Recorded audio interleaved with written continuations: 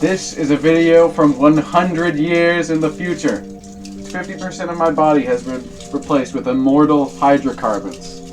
As you can see, my brain replaced by a chrome tube that extends a meter above my body. My left shoulder replaced with the strength of 10 men. The strength of 10 men inside of this one shoulder. My neck reinforced with metal. My heart replaced with an atomic pacemaker from the future. Okay? My finger, what you may notice is my agility in this form, this new form. Okay. 100 years from the future. What is different? Let's start at let's begin at the start, okay? 2 years time, all bugs there'll be twice as many bugs. In 2 years time, twice as many bugs on the planet. And no one will know this until 5 years, when they invent the radio telescope. I don't want to blow your minds too much, but what this essentially allows them to do is scan the planet for every bug they have on the planet.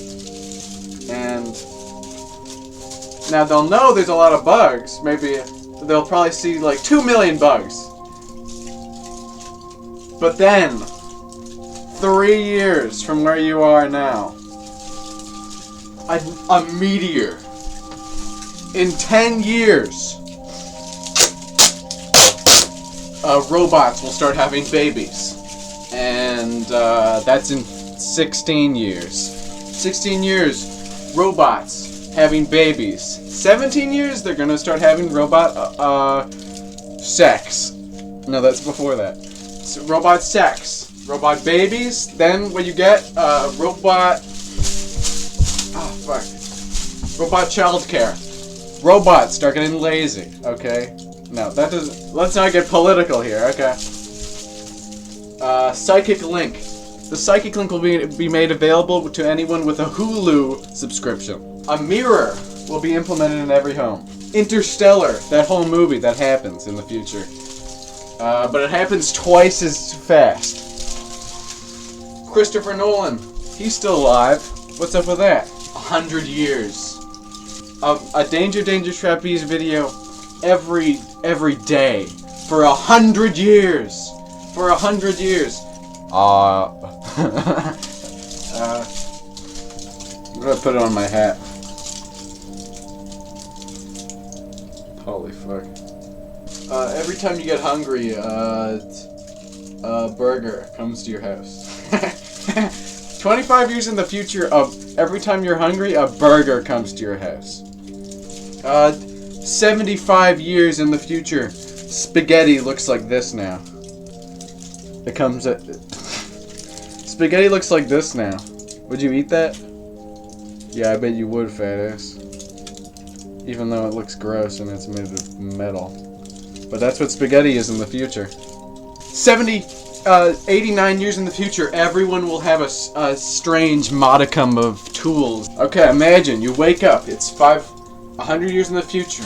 Your parents, you don't have parents anymore because they've been replaced by robots. You have 2 robots that do laundry for you. You go inside. There's you have a robot to be your friend. A robot to be your neighbor. You have a robot to be the guy that collects cans. Chairs that walk around like robots. In 25 years, we'll turn the Gaza Strip into a strip mall. How about that? 3 years in the future, this is what you might look like.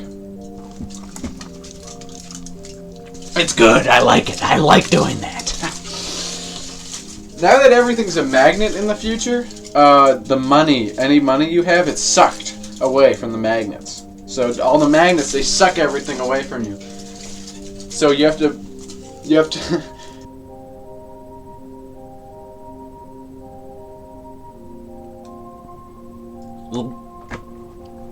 Oh, that was good. Come on, come sit with me. Come sit with me. Let's just take a seat right down here. Okay. I made a song for you guys. It goes a little something like this.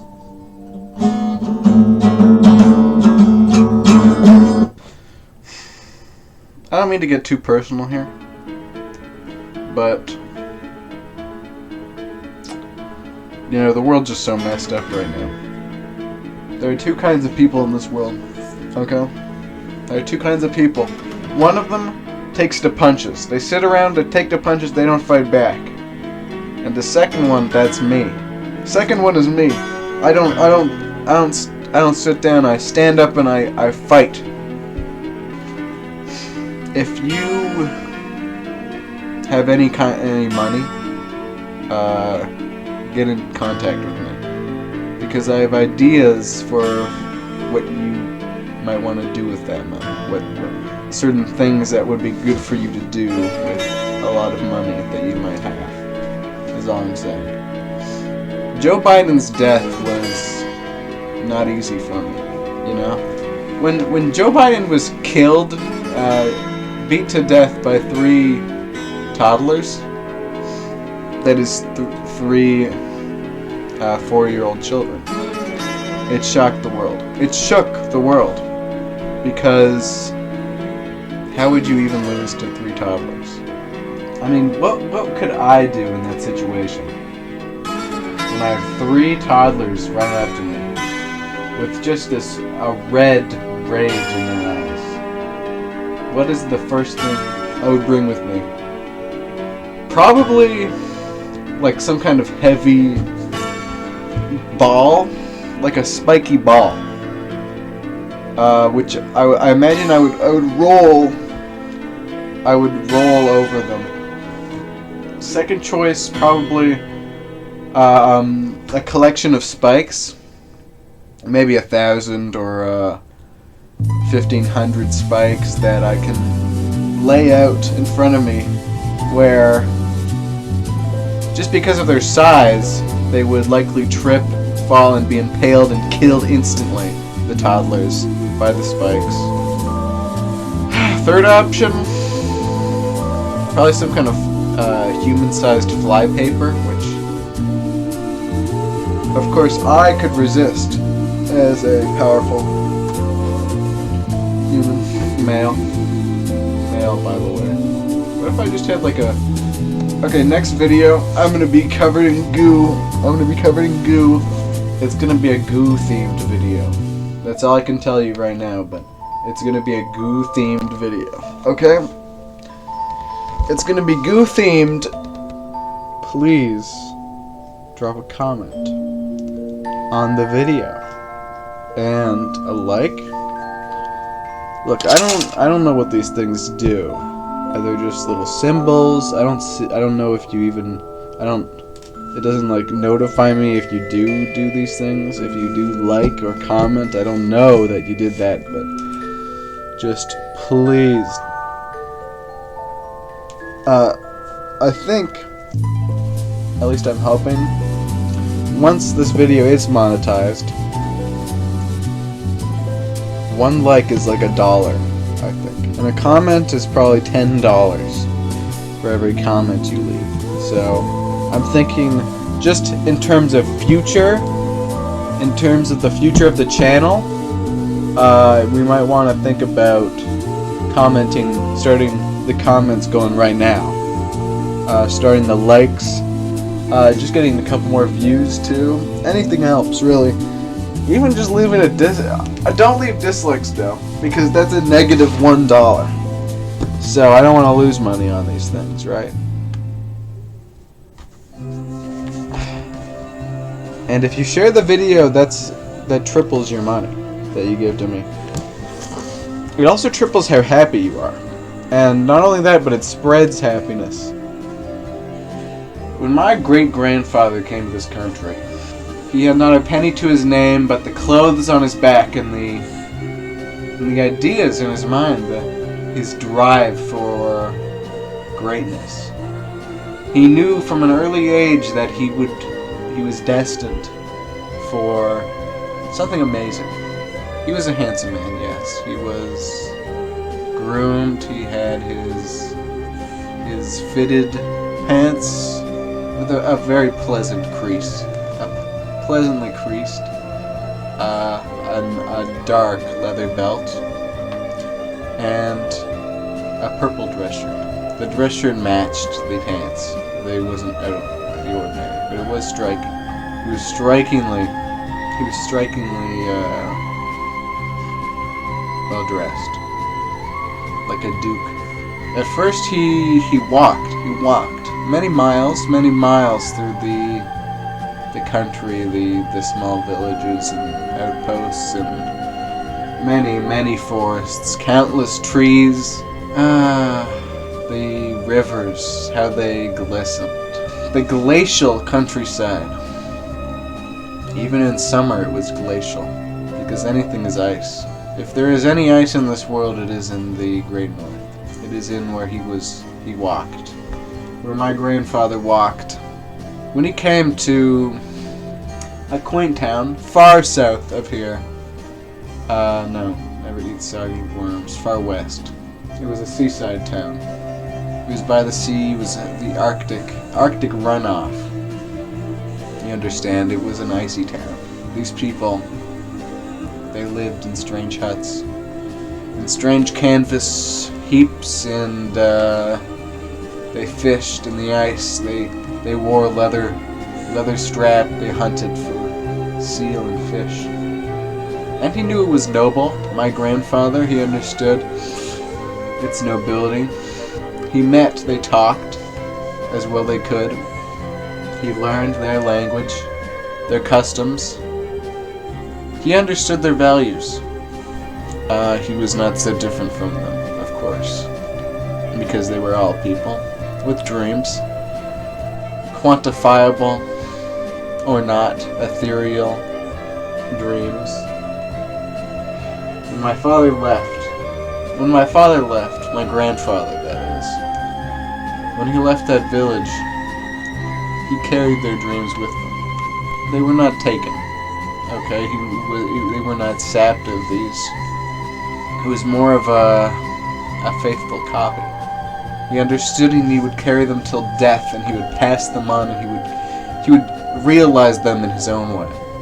So as he wished his good friend rushing water with snakes, as he wished him well, he was gifted with not just the dreams, of course, yes, the most mindly possession, the dream, but he was given their strongest arrowhead, unbreakable, they would say. They said, from the strongest stones in the deepest earth, in the coldest part of the north of the world.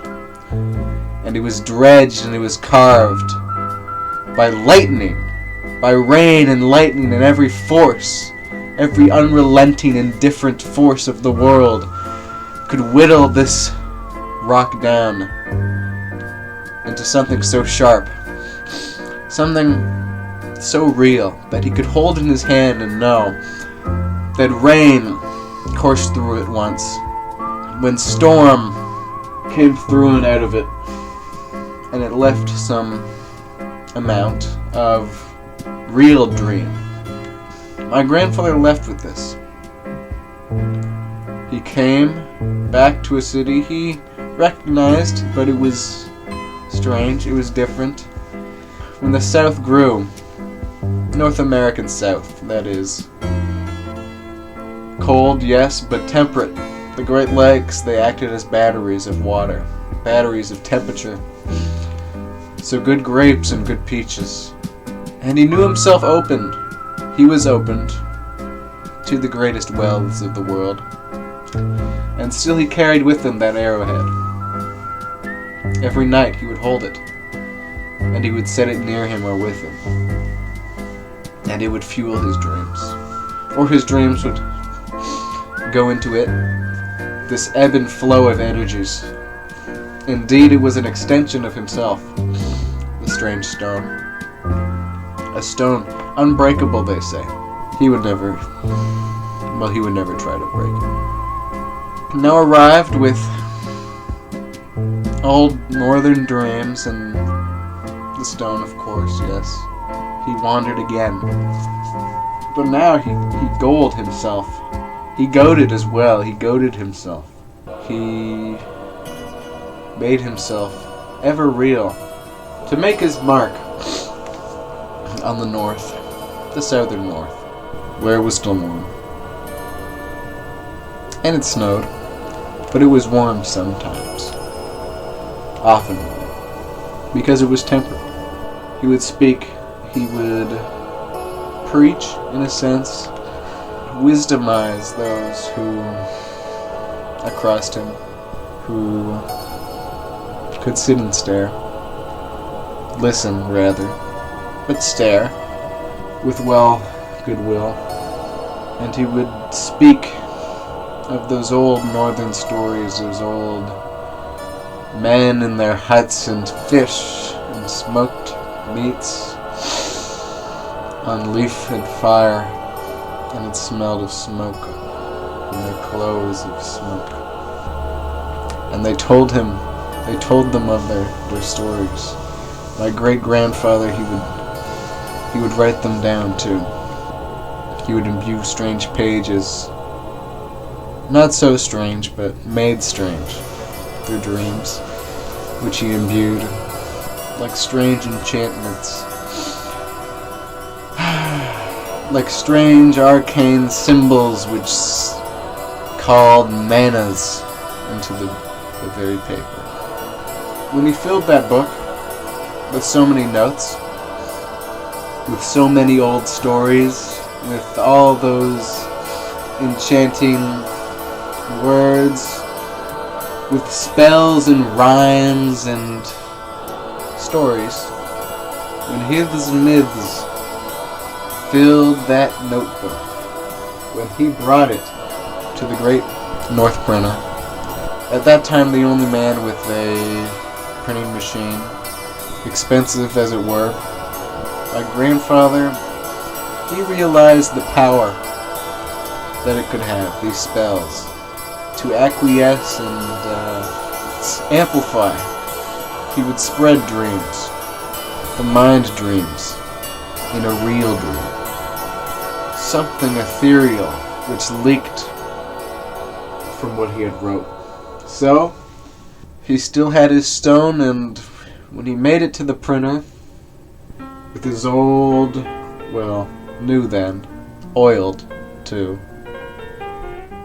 smooth and heavy press, where every letter and every number were sized and carved and wooden and steeled and all made by someone with a dream. When he arrived there, he asked to publish. He asked to spread the notebook. And my grandfather, his book, it had no name. When he brought it to the printer, he said, the printer, he said, your book, it has no name. How would I sell this? How would you read a book with no name? My grandfather, he wondered this for a long time. He communed, he wandered again, as he did in dire times like this, for a name. Divine Providence, he called it. He called it when the name took to him, when it came to his real mind. He was in a circus. The rings, they flew. Fire rings, too. And the tightrope had bent so mathematically, universally. But when those swinging peoples from bars and ropes with no nets, and they flipped through the air, he stood from his seat, he leapt, his strong knees. He wandered, and his knees were hardened like a Northman. He leapt hard out of his seat, fast, and he yelled to those swinging men and the circus men who seemed to fly through rope and twine and things that might have held them. And my grandfather screamed, "Danger! Danger! Trapeze!" He screamed that, and people looked. but what was that? Divine providence. No. Dreams. The circus tent of dreams. Like some kind of magic echo chamber. And that was the name. His book. He came to the publisher, he said, "Danger, danger, trapeze, that is what I will call it." And so it was printed. Copies and copies, they flew. They sold too, and they were read. In a world where his book can be, in spirit, adapted to the video medium. To the video medium. A spiritual adaptation, you might call it, but still those tales, those stories. Those men who lived in the north, who fished in the north, who are dead, long dead, but their dreams, their soul dream, might permeate this video. Here concludes the Danger Danger Trapeze Robot Special.